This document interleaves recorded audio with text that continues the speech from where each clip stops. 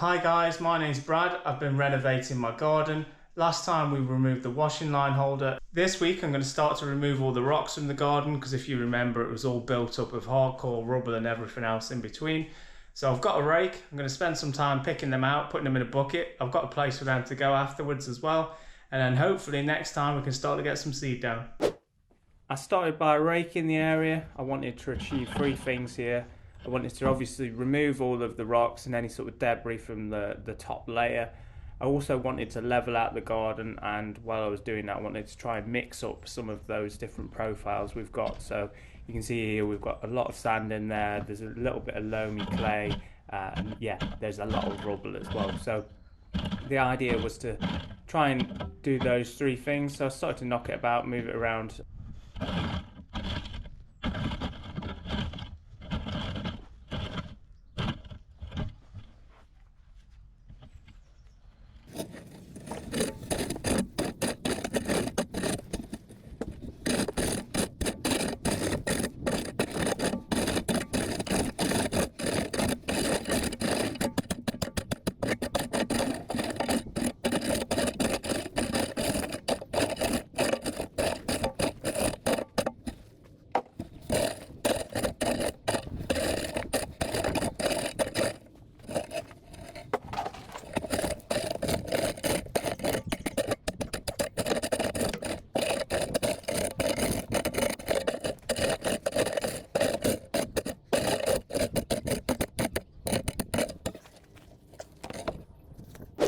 I actually ended up taking about 3 of the yellow buckets worth of rubble out of the garden. I know there's still a lot more in there, but I didn't really want to spend all day stone picking every small tiny little stone out of the garden, and to be honest, it's not really going to affect it too much.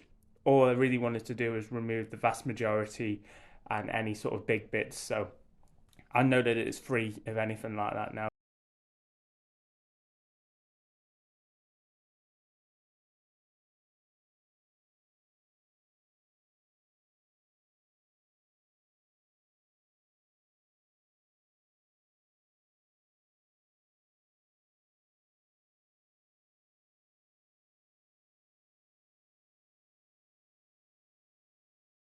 So I went along, dug most of it over as well, especially the compacted areas where I've been working.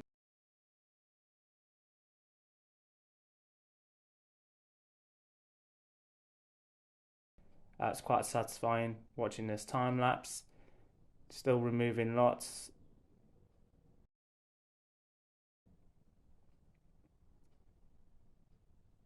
So as you can see, I'm starting to work level now, but also starting to work the profile and move those textures in together, starting to mix them up. You'll see by the end, once I actually do top dress the garden with the sand, that it's actually quite a nice uniform surface by then.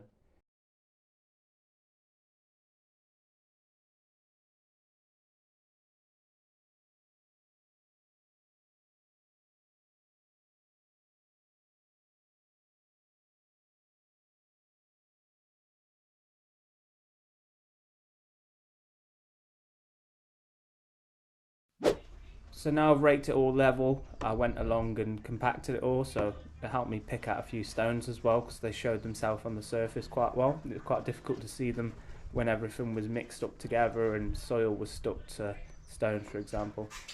So I went along compacting it all, just stepped it all. It took probably about 5 or 10 minutes, it wasn't so bad, and as you can see I managed to pull out quite a few rocks at the same time.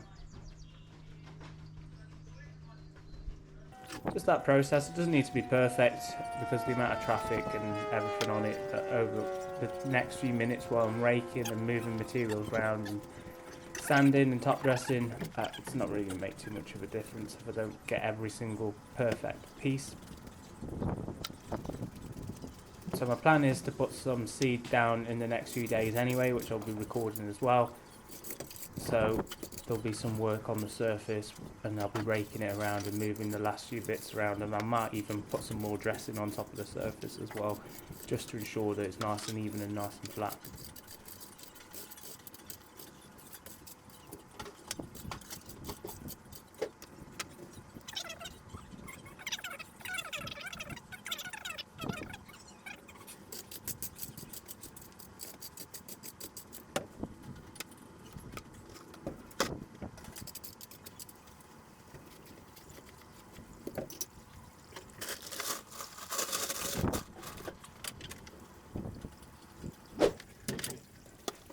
So I'm just top dressing the lawn now. I'm sprinkling sharp sand, not building sand, over the area that I want to be lawn. This will just help with drainage.